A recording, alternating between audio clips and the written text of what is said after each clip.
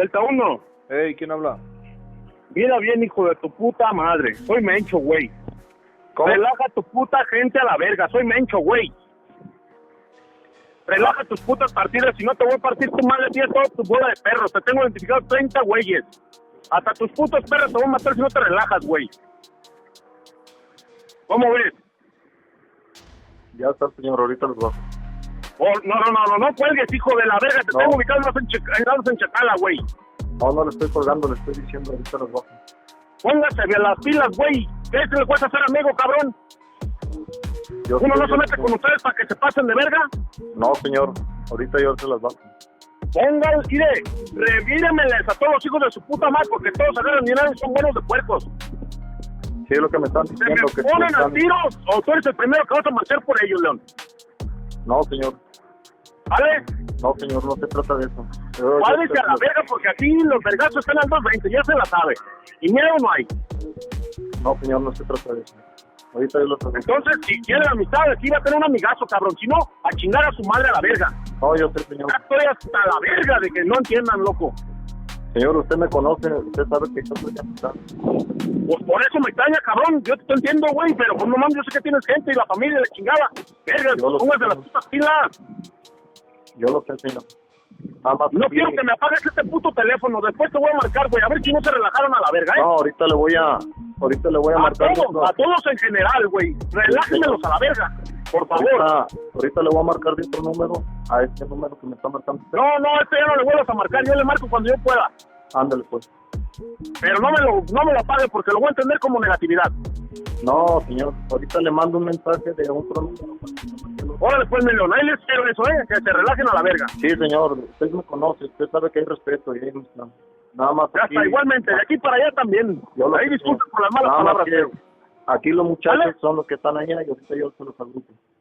Ahora, pues. Ahí le encargo. Ándale, señor. Ahí relájenmelos a todos. Dígale que va de parte mía. Claro que sí, señor. Ya está. Ándale. The accused drug lord they call El Mencho is considered in law enforcement circles to be Chicago's public enemy number one.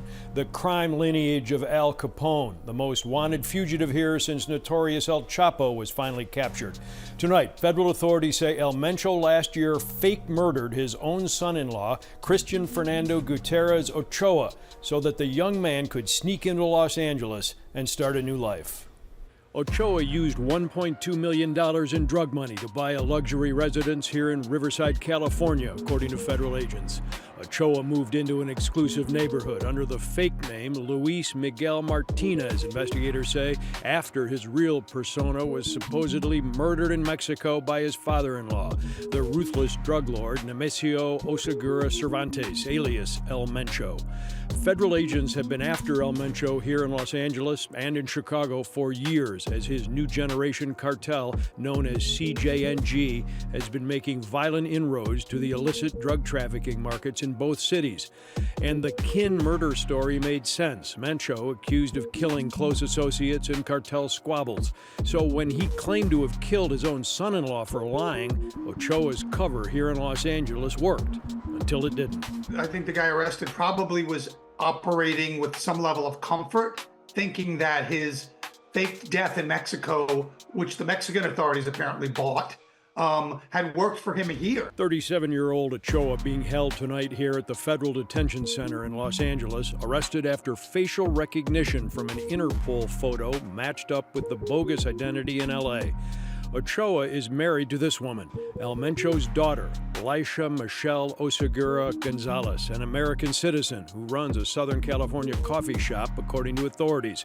Also bought, they say, with cash they suspect was from a cartel-run tequila manufacturer south of the border.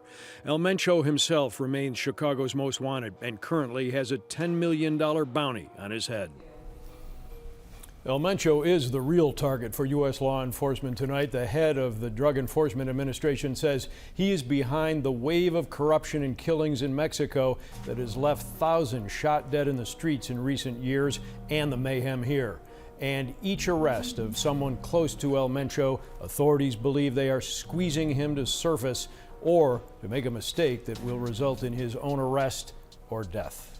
He's really the guy they want. Can you tell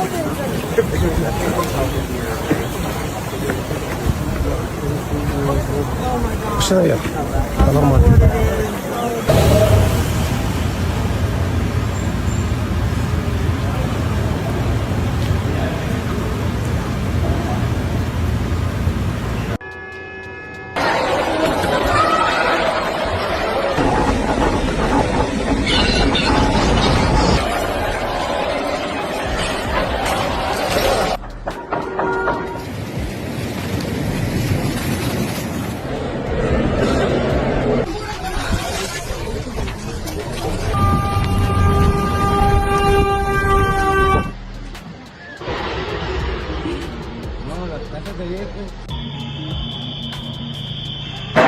Esto es lo que estamos viviendo. Es horrible. Yo sé que igual está nada más generando pánico, pero güey, lo están logrando. ¿Te dieron? Checa ya la celda, la morra, güey.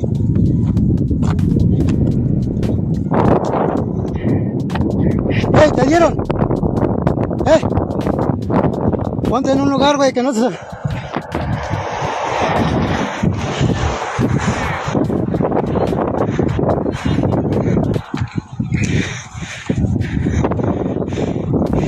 Así quedó mi vehículo.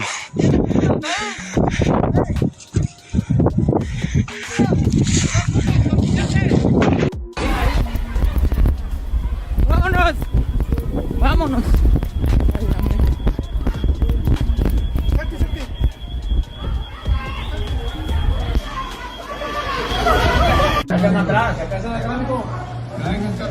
Ahí está la puerta y el portón, ahí está el portón, la puerta. Aguas,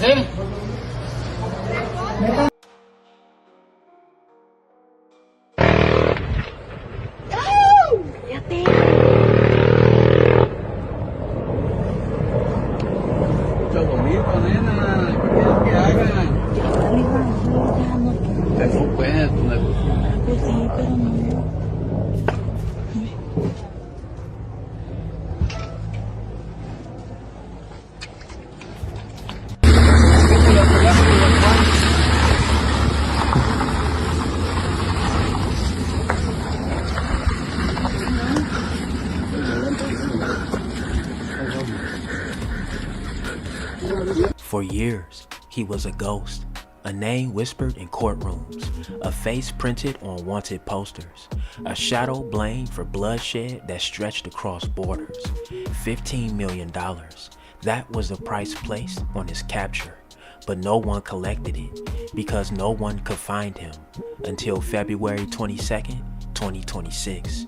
And then everything changed. We want to take you now to some video. This is out of Mexico. Look at this. This is where the U.S. State Department has now issued a travel advisory for multiple regions all across that country after the deadly takedown of their cartel leader, a cartel leader there. Today, the Mexican military killed the leader of the Jalisco New Generation Cartel known as El Mencho. And according to the U.S. DEA, the cartel is one of the most powerful and ruthless organizations in Mexico.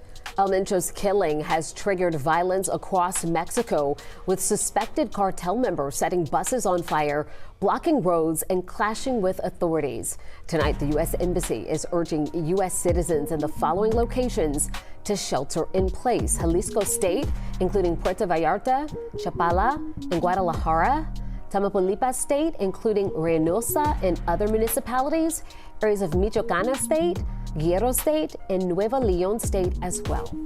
His name was Nemesio Oseguera Cervantes, but the world knew him by another name, El Mencho, founder, commander, architect of one of the most feared criminal organizations on the planet, the Jalisco New Generation Cartel. The CJNG didn't grow quietly. It expanded violently, state by state, border by border, shipment by shipment, fentanyl, methamphetamine, cocaine. The organization flooded streets across North America with narcotics, while its leader remained untouchable. A former police officer turned cartel kingpin. He understood the system. He understood tactics. He understood pursuit. and for years, he stayed one step ahead. Behind closed doors, pressure was building. International pressure, political pressure, public pressure. The United States had long pursued him. The DEA labeled his cartel one of the most ruthless in Mexico. Joint task force formed. Intelligence networks tightened. Surveillance intensified. Somewhere inside that machinery, something shifted. Information began to move. Pieces began to align. But no one outside a very small circle knew what was coming. And in the quiet mountain town of Tapalpa, life continued as normal for a while. It happened before most people even realized anything was wrong. Mexican military forces moved into Tapalpa. The operation was precise, planned, calculated. Special forces units, federal branches, coordinated execution. Officials later confirmed that intelligence support had been provided from the United States, but what exactly that meant remains unclear. What is known is that gunfire erupted. CJNG operatives engaged the military. The quiet town was no longer quiet. In the exchange, 4 cartel members were killed. 3 Mexican soldiers were injured. And somewhere inside that chaos, El Mencho was wounded critically. He wasn't captured in handcuffs. He wasn't paraded before cameras. He was airlifted. An aircraft lifted off towards Mexico City. Inside, a man who had built an empire through force and fear. But the wounds were severe, and before the plane could reach its destination, he died. No dramatic speech, no surrender, no courtroom trial, just silence, and then an announcement that would send shockwaves through an entire nation. Mexico's most powerful drug kingpin was killed during a military operation. Mexican officials say criminal groups burned cars and trucks to block roads across the country. The State Department is warning Americans to shelter in place. ABC's Melissa Dunn is near the border tonight. Explosions erupting across Puerto Vallarta tonight. Black smoke seen rising over the resort city on Mexico's Pacific coast. Mexico's military forces launching a daring operation to capture cartel leader Ruben N., known as El Mencho. Multiple cars on fire in the streets. Mexican officials say during their operation, military personnel were attacked. Several cartel members were killed, including El Mencho, the head of the new generation Jalisco cartel, who died while airlifted to a hospital in Mexico City. Mexican authorities say the United States provided complimentary information for their operation. A U.S. defense official telling ABC News Northcom provided information for the raid. The violence forcing the Puerto Vallarta airport to suspend all flights. This stranding many U.S. citizens trying to get home. Yeah, I mean, at first we were like, what's going on? And then, then you find out, hopefully they lift the ban and we're able to go out. Border cities like Tijuana are now reporting criminal activity, and the State Department is telling U.S. citizens in impacted areas in Mexico to shelter in place. Lindsay? Melissa, thank you. The news spread fast, faster than officials could contain it. Within hours, retaliation began. Across western and northern Mexico, violence erupted. Burning vehicles blocked highways.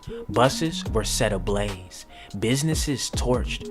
Major roads in multiple states, including Jalisco and Guanajuato, were shut down by armed groups.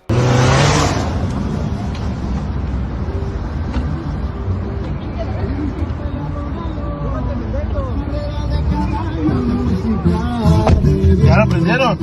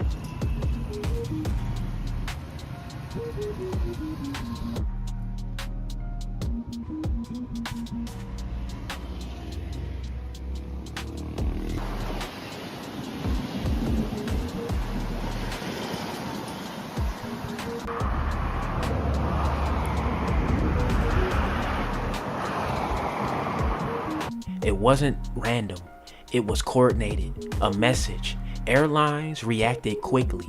United, American, Air Canada flights into Puerto Vallarta and Guadalajara were canceled. The U.S. State Department issued emergency alerts. American citizens were urged to shelter in place. For a moment, the country seemed to hold its breath. Was this the beginning of something bigger, or just the immediate shockwave of a fallen leader? Gente corriendo.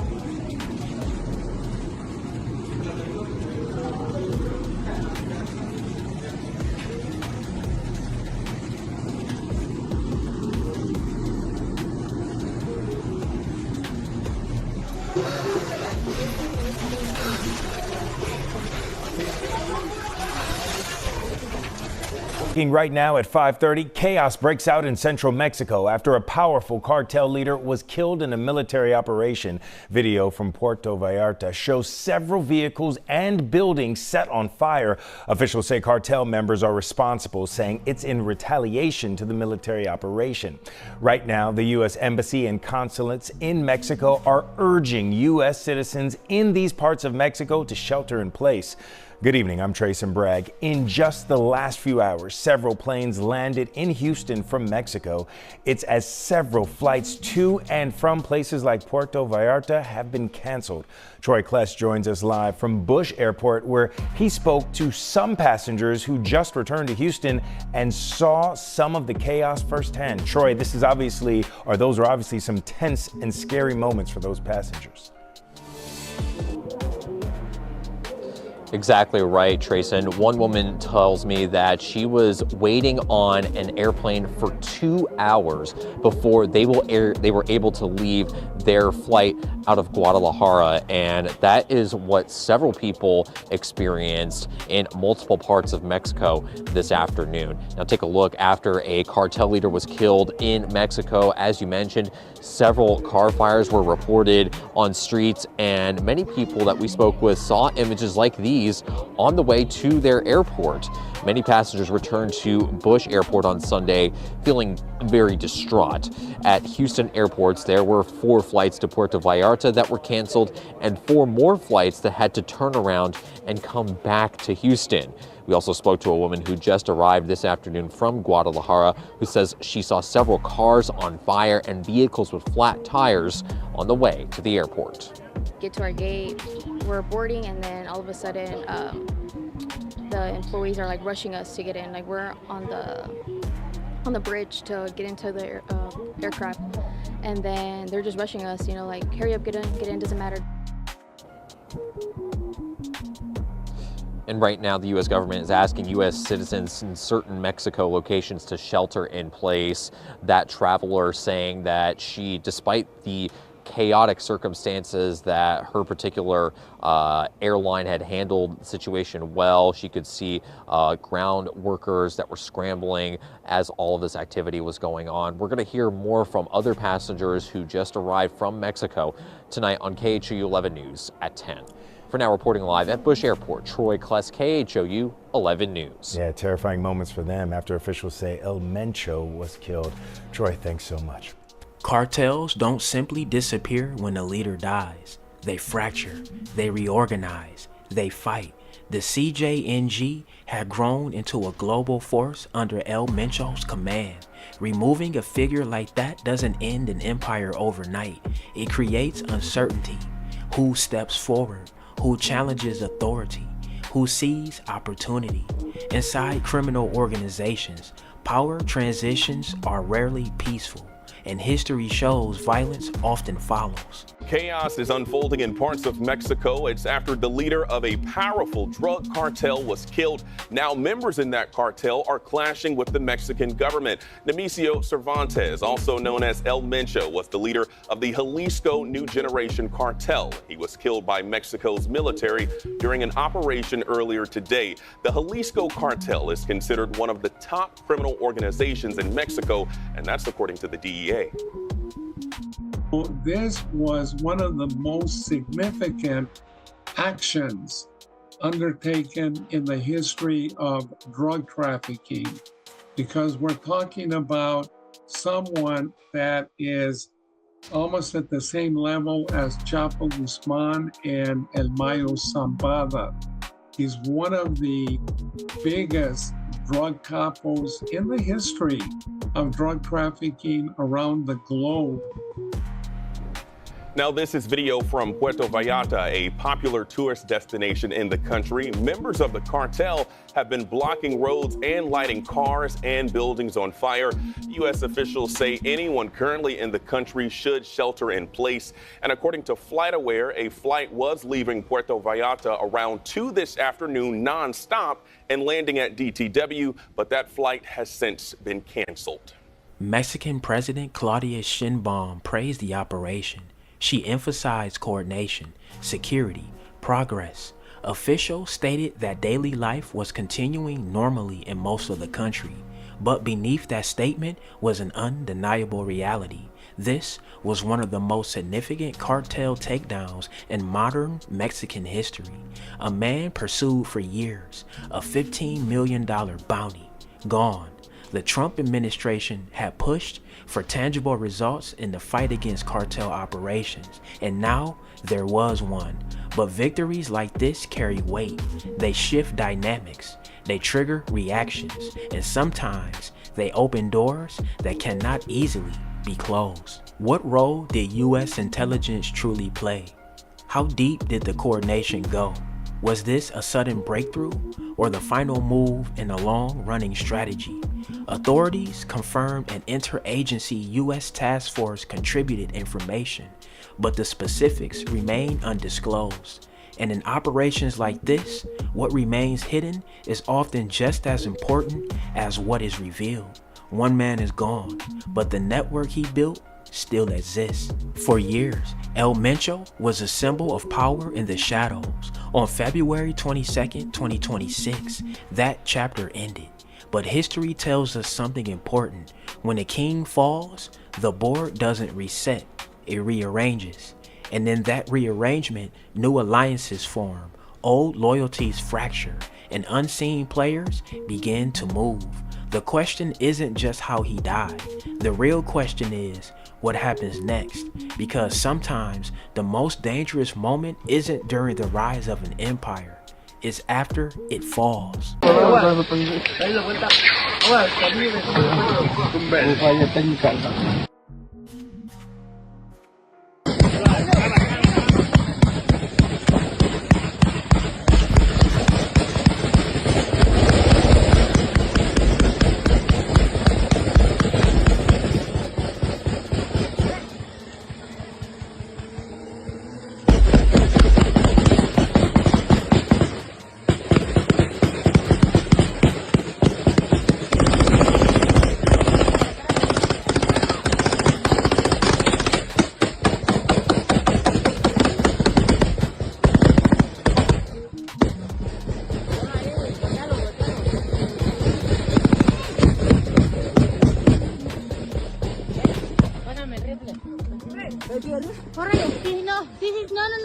Ponle.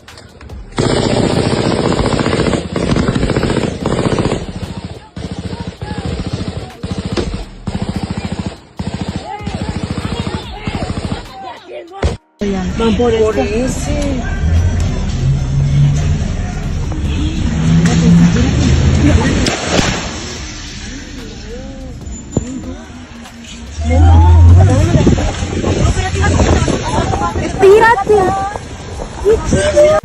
Espérate, hay que hacerlo más para adelante para pegarle.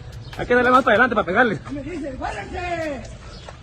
Mira. Esa es la reja. Esa. Tanto las motos. Ánimo. Dale.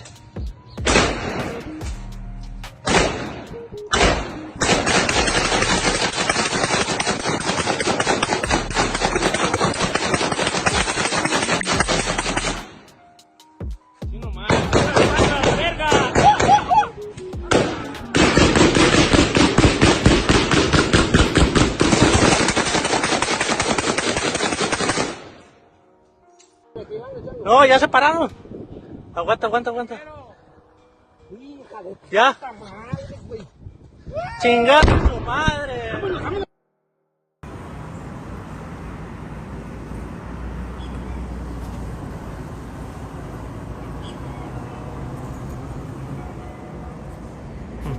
I wonder what that is.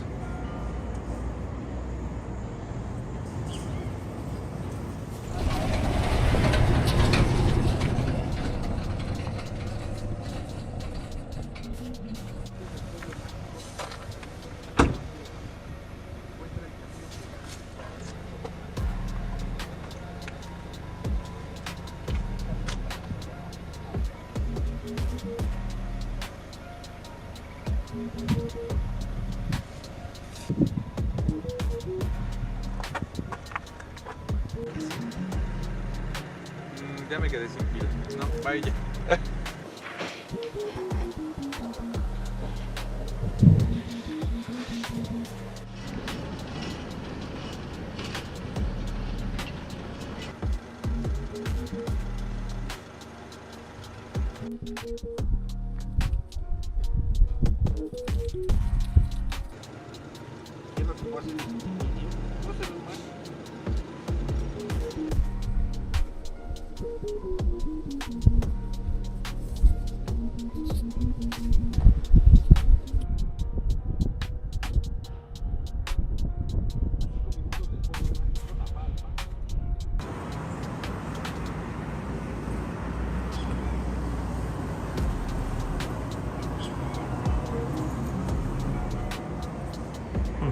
I wonder what that is. Guadalajara woke up to silence, not the peaceful kind, the kind that follows something so violent the air itself seems hesitant to move. In the mountain town of Tapalpa, tourist shops unlocked their doors like it was another Monday. Workers showed up, coffee brewed, footsteps echoed along cobblestone streets, but beneath the surface, something was off. Gunshots cracked through the air, and in the middle of the street, beside a vehicle riddled with bullets, a body lay motionless. The man who once ruled through fear was gone, but the violence was just beginning. The day before, Mexico had witnessed something that many believe would never happen. After years of pursuit, surveillance, intelligence gathering, and bloodshed, the Mexican army have finally cornered the most powerful drug lord in the country. His name carried weight across continents, a name whispered in border towns, a name printed on international watch lists, a name linked to rivers of fentanyl, methamphetamine, and cocaine flowing into the United States. For years, he operated in shadows, untouchable, or so it seemed. Authorities say they found him in Tapalpa, a picturesque mountain escape known more for tourists and tranquility than gun battles. But this wasn't luck, it wasn't coincidence, it was patience. Officials later revealed they have followed one of his romantic partners to the hideout. A quiet trail, a quiet mistake. When soldiers moved in, everything erupted. Mexico's most powerful drug kingpin was killed during a military operation. Mexican officials say criminal groups burned cars and trucks to block roads across the country. The State Department is warning Americans to shelter in place. ABC's Melissa Dunn is near the border tonight. Explosions erupting across Puerto Vallarta tonight. Black smoke seen rising over the resort city on Mexico's Pacific coast. Mexico's military forces launching a daring operation to capture cartel leader Ruben N., known as El Mencho. Multiple cars on fire in the streets. Mexican officials say during their operation, military personnel were attacked. Several cartel members were killed, including El Mencho, the head of the new generation Jalisco cartel, who died while airlifted to a hospital in Mexico City. Mexican authorities say the United States provided complimentary information for their operation. A U.S. defense official telling ABC News Northcom provided information for the raid.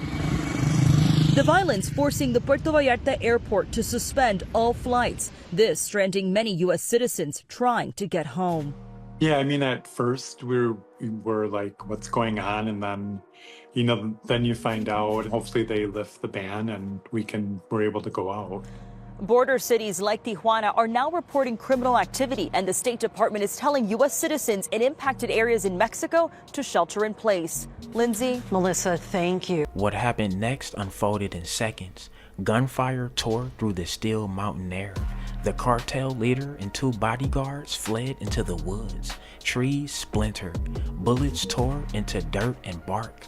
No one outside that perimeter knew how close it came, how chaotic it was, how final it would be. By the time it ended, all 3 men were gravely wounded. They were taken into custody, but they never made it to Mexico City. By the next day, confirmation came.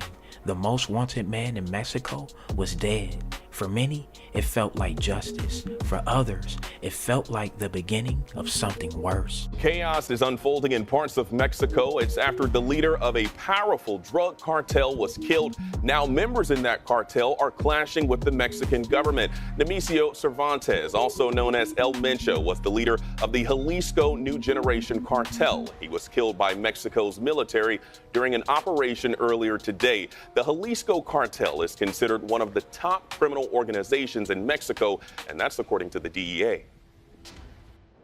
This was one of the most significant actions undertaken in the history of drug trafficking, because we're talking about someone that is almost at the same level as Chapo Guzman and El Mayo Zambada. He's one of the biggest drug capos in the history of drug trafficking around the globe.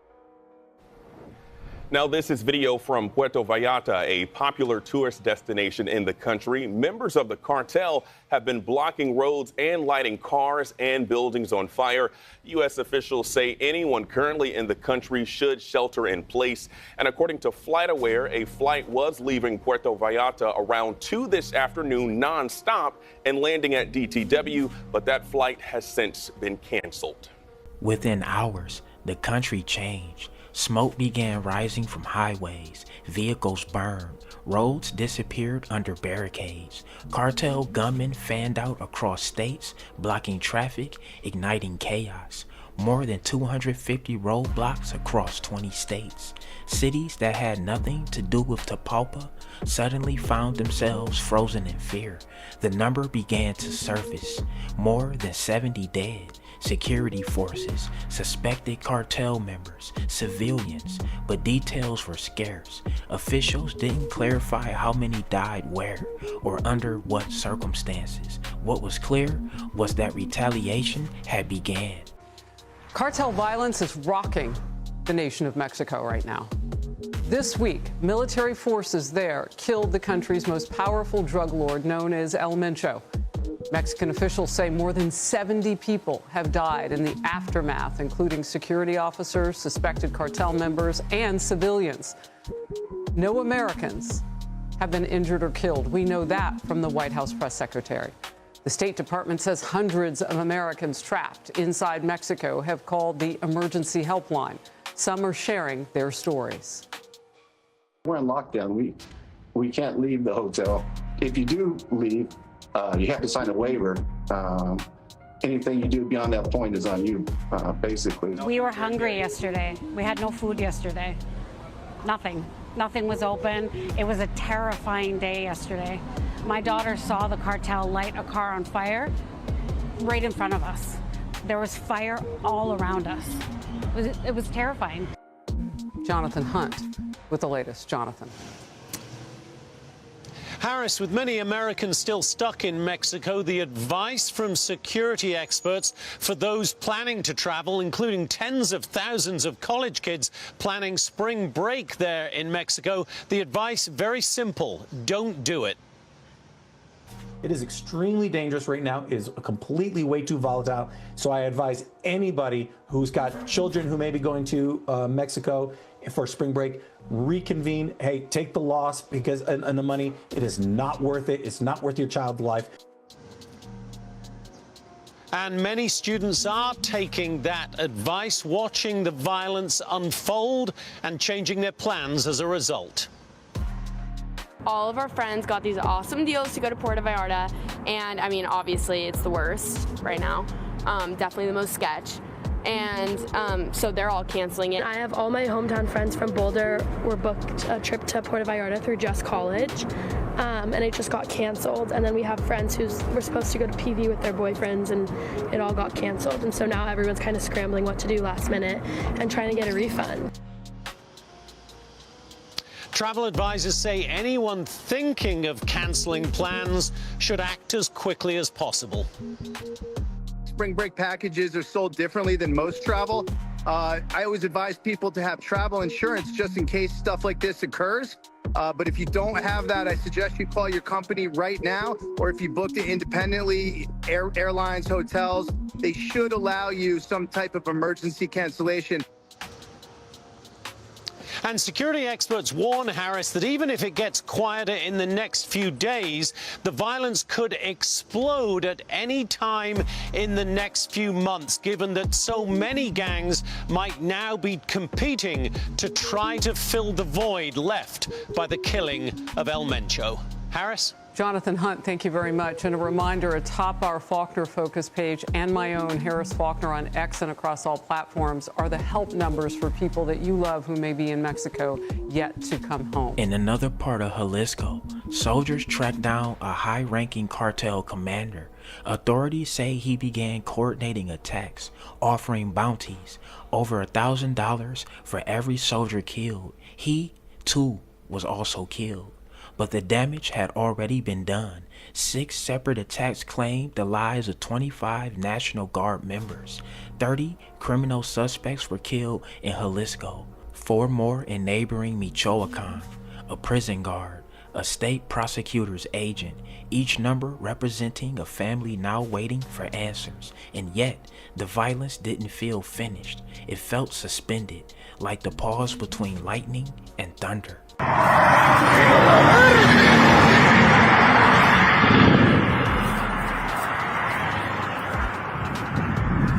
A la verga.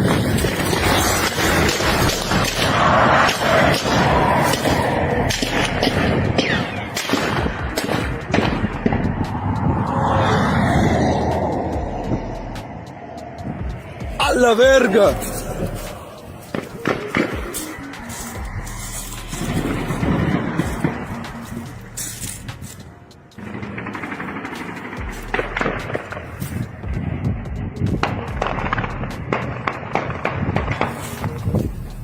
La verga, güey.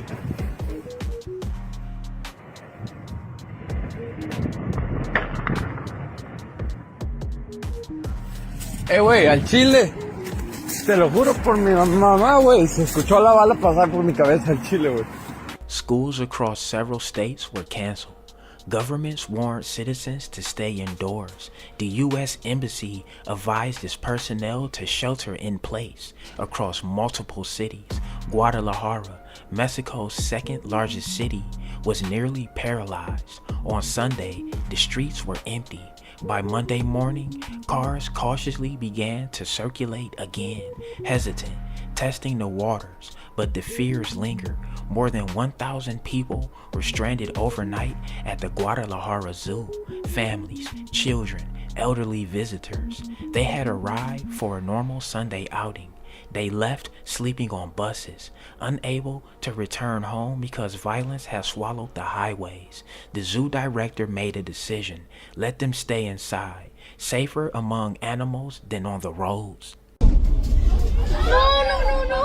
No jodas. No jodas. No jodas. No jodas.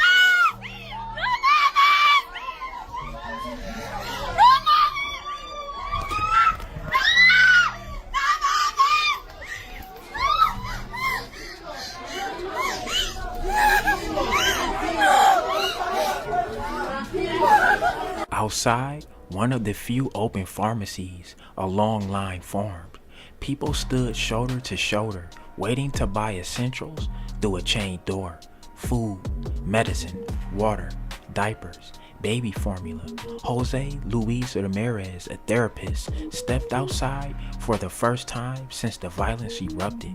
He spoke calmly, but the line behind him told another story. He had said civilians needed to stay cool-headed, take things as they come. But how do you take something like this as it comes? Across the city, Irma Hernandez waited for a ride.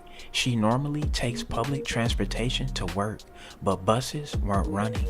Her employer arranged a private car. Her family stayed home, too scared to leave. She admitted something quietly. She didn't know how she would get home. If something happened again, that uncertainty was everywhere.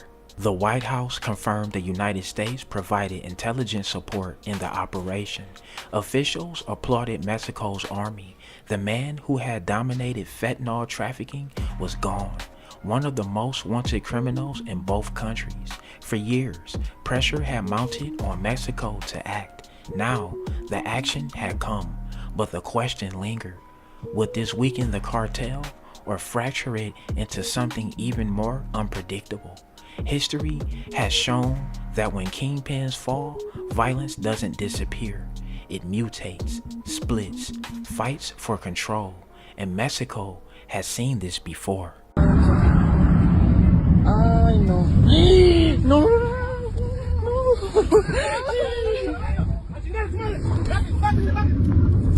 Baja la cabeza. Ay, no.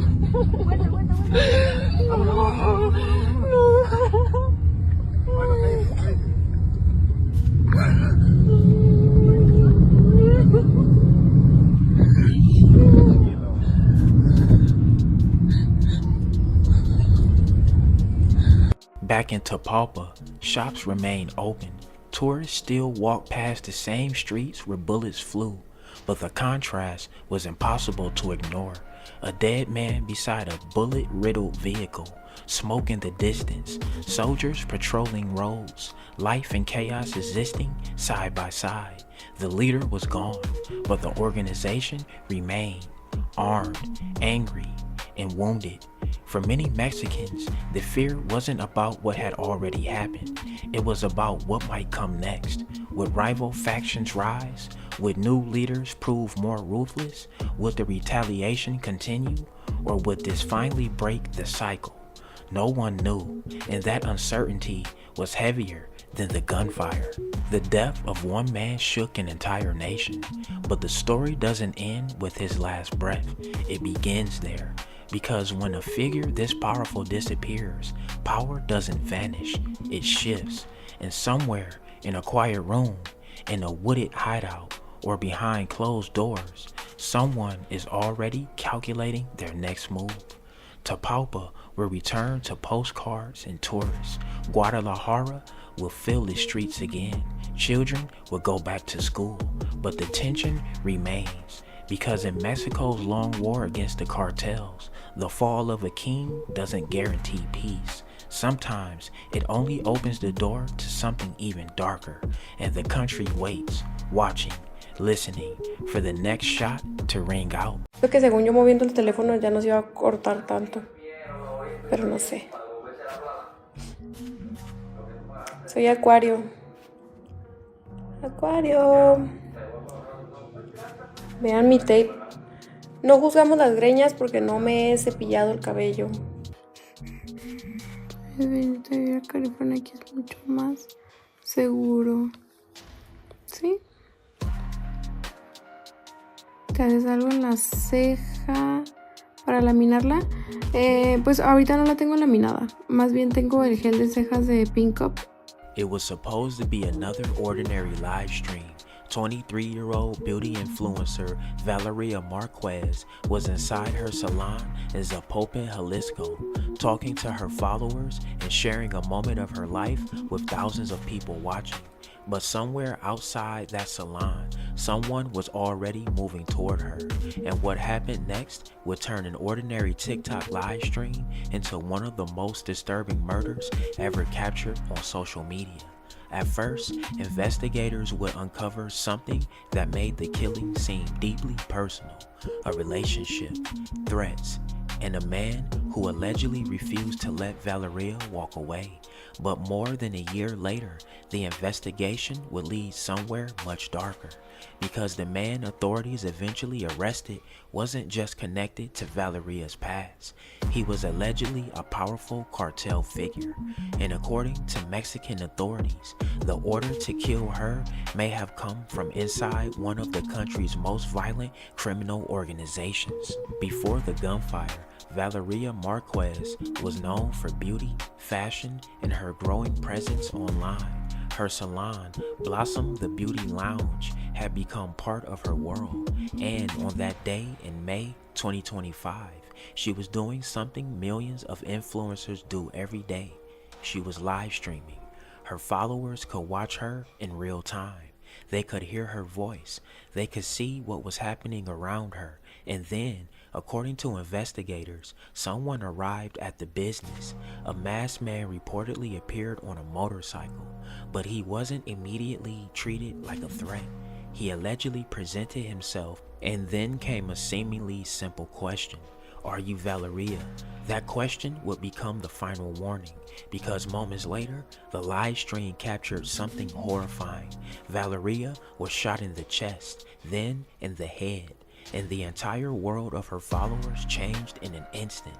But the biggest mystery wasn't simply who pulled the trigger. It was this: who wanted Valeria dead badly enough to send someone after her in broad daylight? The murder of a Mexican beauty influencer has sent shockwaves across the country. Hoy andaba haciendo unas cosillas. 23-year-old Valeria Marquez shot to death during a TikTok live stream on Tuesday. Ya viene. Her followers watched her final moments live in this video. Hola. Sí.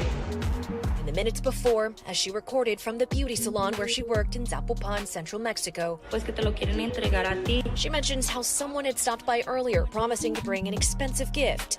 Ya viene. Later on, clutching a pink stuffed animal, Marquez looks out of frame before saying, "They're coming," and a voice in the background asks for her by name. Sí. Marquez replies yes, then leans over to mute the sound on the live stream. Horrifically shot to death in moments after, we will not show.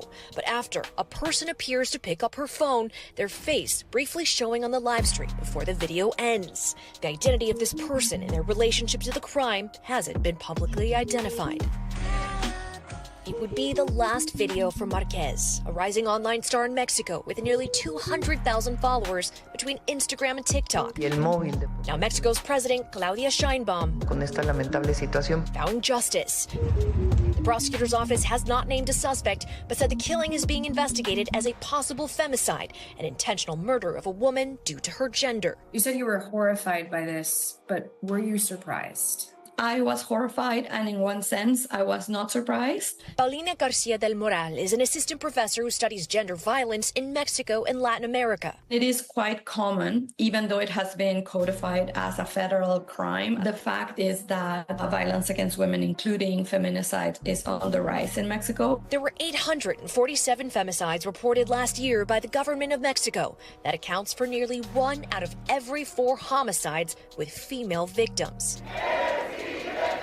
Fighting femicide was a big part of Sheinbaum's recent presidential campaign in Mexico. And while the murder of Marquez is still being investigated, Garcia del Moral says femicide is a pervasive problem in Mexico that will take time to address. There has to be change at the institutional level to recognize the institutional responsibility for creating conditions for women to be murdered with impunity. And if that can change, then yes, I believe there could be change, but that's going to be really hard. Marissa Parra joins us tonight from Miami. So, Marissa, if you talk to human rights groups, they'll point out that in places like Mexico, femicide happens because the punishments just aren't there for the men who are killing these women in cold blood. What more do we know about that? Well, it's interesting you bring that up because we know it varies state to state, and it's not just the punishment itself, Tom. We know that the punishment can vary anywhere between 50 to 60 years in places like Oaxaca, but then in a place like Michoacan, the punishment can be 20 to 50 years in prison. But that's just the punishment itself. Even the definition of femicide, what meets the criteria for femicide, varies state to state. But on top of that, the punishment does not find every person that is the perpetrator. There's various investigations that have to be done. They are very complex. Not every state has the resources to do that, Tom. And according to Amnesty International and organizations like that, 95% of femicide cases go unpunished, which, as we heard from the expert there, a big reason why this remains such a pervasive problem in this country of Mexico, Tom. For investigators, the answer eventually appeared to leak back to Valeria's personal life. Authorities alleged that Valeria had previously been involved in a relationship with Francisco, the son of Ramon Angel Alvarez Alaya. According to Mexican officials, the relationship had become abusive, and after Valeria ended it, investigators say the situation didn't simply disappear. There were allegedly threats, repeated threats, warnings that something worse could happen. But Valeria was still living her life, still working, still building her audience, still appearing online, until the day someone walked into her salon carrying what appeared to be a gift. That detail makes the killing even more chilling, because if investigators are correct, the attacker didn't need to force his way inside. He allegedly used trust as the weapon. And somewhere behind that encounter was a question that investigators would spend more than a year trying to answer. Who was powerful enough to turn a personal grudge into a targeted assassination? More than a year after Valeria's death, Mexican authorities announced a major development. In late July 2026, Mexican security forces arrested Ramon Angel Alvarez Alaya, better known as LR1. Authorities identified him as the leader of Los R's, a criminal organization affiliated with the Jalisco New Generation Cartel, or CJNG. The arrest reportedly took place during a Mexican Army Special Forces operation in Atotonilco, El Alto, Jalisco. And suddenly, the murder of a 23-year-old influencer was being connected to a much larger criminal network. According to Federal Security Secretary Omar Garcia Harfuch, investigators allege that Francisco turned to his father after the relationship with Valeria deteriorated. The allegation is staggering. A personal relationship allegedly became threats. The threats allegedly became a request for murder, and that request allegedly reached a cartel-linked leader. But Valeria's case wasn't the only serious accusation surrounding LR1. Secret that Arizona serves as a major corridor for illegal drugs coming into the United States. Now a new and more deadly threat has emerged. News 4 Tucson's Lupita Murillo digging deeper into what U.S. authorities call one of Mexico's most brutal cartels. Earlier this year, Operation Python resulted in the arrest of more than 600 cartel members in the United States. Authorities say the power and influence of one particular cartel is spreading far beyond the U.S.-Mexico border. More drugs have come across the Arizona border into the United States than the rest of the American border combined. John Levitt is a Tucson police captain who is the commander for the Counter Narcotics Alliance. He tells the Digging Deeper team that over the past several decades, Mexican drug cartels have been expanding their power south of the border, often with deadly consequences. Last year, suspected cartel assassins targeted a group of American Mormons in Mexico. 9 members of the group were slaughtered. Their families recently filed a federal lawsuit in Phoenix, naming the Juarez cartel as defendants. Now, a new and even more dangerous player has entered the scene. El Cartel de Jalisco Nueva Generación, or CJNG. When they come into an area, they really come in really hard and heavy, meaning they will go in and start on a killing spree. Polo Ruiz, Assistant Special Agent in charge of the Drug Enforcement Administration in Arizona, says the CJNG is ruthless in their quest for money and power. They now control 24 of Mexico's 32 states, with the firepower to back it up. This recent video posted on social media shows CJNG members showing off a convoy of heavily armored military vehicles. These individuals are individuals that, quote unquote, they call them sicarios, trained assassins. But that's just the beginning. This exclusive video taken from deep inside Mexico interior reveals a massive illicit narcotics lab hidden deep in the jungle with raw materials imported from China through seaports controlled by the cartels. Members of the organization manufacture deadly drugs, including methamphetamine and fentanyl, all bound for the U.S. and beyond. They will mass flood these substances into the United States. With that, the violence will bleed over. We always expect that we could get an overflow of cartel violence from Mexico. I will say that in the last 20 years it has declined and decreased in Arizona. Cartel violence has, largely due to the cooperative effort of state, local, federal officers in working drug enforcement. Authorities on this side of the border say staying one step ahead of the cartel is job one, and everyone has a role. Please, if you see something, say something, advise the local authorities, and we're still continuing our battle here. Authorities say a decade-long battle between CJNG and the Sinaloa cartel is escalating. So as long as there's a demand for illegal narcotics, the war will continue. Authorities also accuse Alvarez Alaya of ordering the November 2025 assassination of Uruapan Mayor Carlos Manzo. Manzo had become known for openly confronting organized crime. Then, during Day of the Dead celebrations in Uruapan, he was shot and killed in a public square. Two seemingly different victims, an influencer inside her salon, a mayor surrounded by the public. But investigators now place the same alleged criminal figure somewhere in the background. And that changes the story, because LR1 wasn't simply a man allegedly settling a personal dispute. Authorities described him as a senior criminal leader whose connections to organized crime stretch back decades. Dozens of people gathered in Uruapan in Mexico's western state of Michoacan for the funeral of Mayor Carlos Manzo. Manzo was shot dead during Day of the Dead festivities. Mourners filled the streets chanting justice as the hearse passed. Flowers were tossed, a mariachi band played, and the mayor's hat rested on a horse's back. A final tribute to a leader described by residents as devoted to his community. The bad guys no longer wanted to be attacked by the mayor. He was actually achieving a lot for us, the citizens, and for Uruapan. He was accomplishing many things. That's why they killed him. Manzo's widow, Gracia Quiroz Garcia, pledged that her husband's work would continue. Even if they silenced his voice, they won't silence this struggle. They won't, because we will carry on his legacy.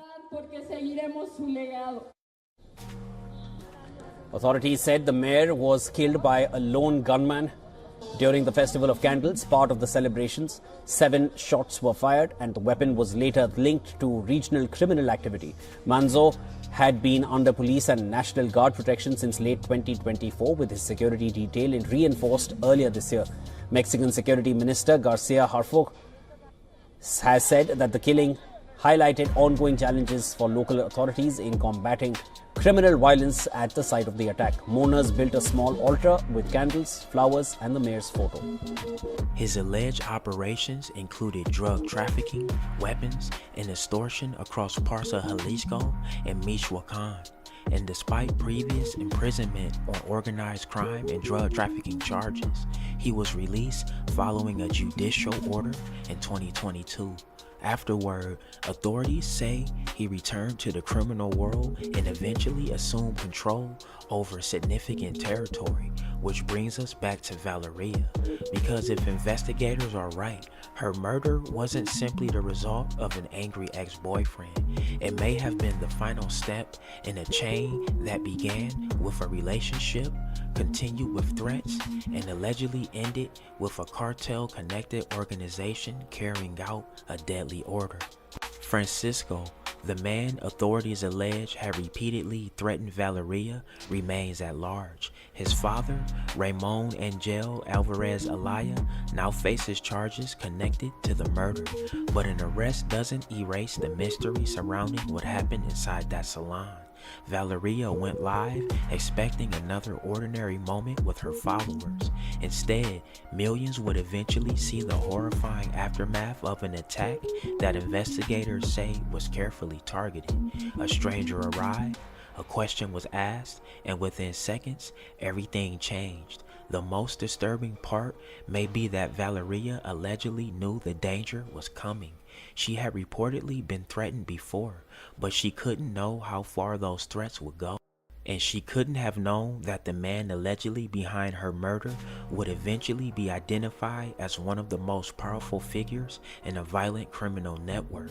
The live stream ended, the investigation continued, and more than a year later, one arrest has opened a much darker chapter in the story of Valeria Marquez. But with one key suspect still free, the final answers may still be waiting. A routine live stream.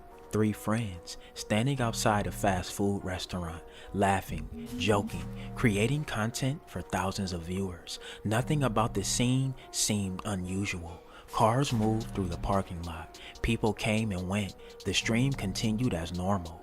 But hidden in plain sight, something wasn't right. A motorcycle slowly entered the parking lot. Then it circled. And one person on the live stream noticed something that everyone else would only understand moments later. "I've got a bad feeling." It was a simple comment, easy to ignore, easy to dismiss, but within seconds, those words would become chilling. What happened next unfolded live in front of an audience that had no idea they were about to witness a tragedy. This wasn't fiction, it wasn't a movie, it was real. And investigators are still trying to answer the biggest question: why? Federal authorities in Mexico are investigating the murder of an influencer who was shot and killed yesterday in an area battling cartel violence.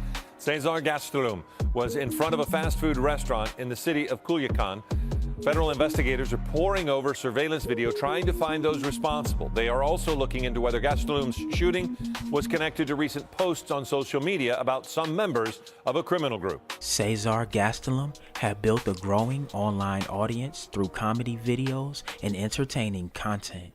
He had accumulated nearly 600,000 TikTok followers while expanding his presence on live streaming platforms. On August 4th, 2026, he wasn't investigating crime.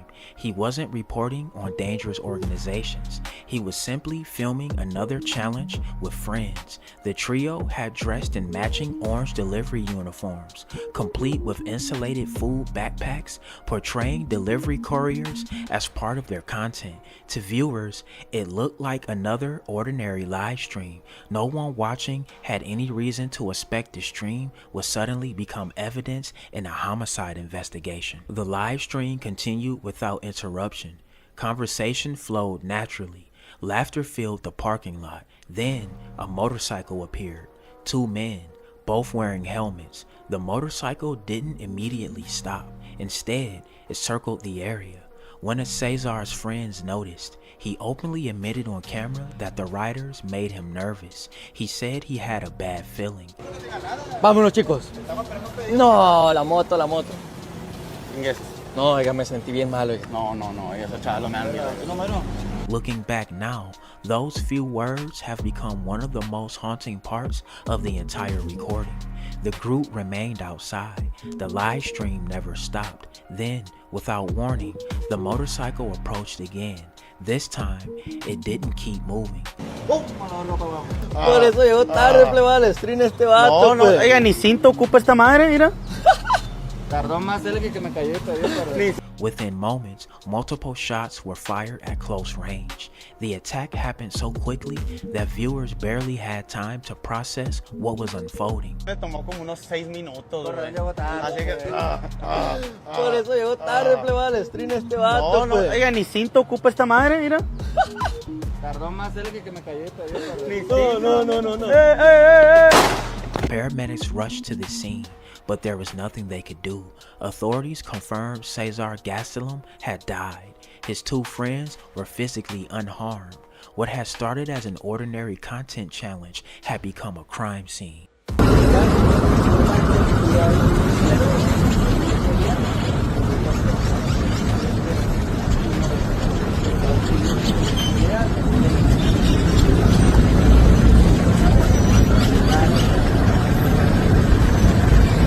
Take a look at some of today's other top headlines, starting with this really shocking story. Mexican social media influencer was shot and killed while live streaming right outside of a restaurant. Authorities say 25-year-old Cesar Gastelum was in Sinaloa live streaming on TikTok when two people rolled up on a motorcycle and opened fire.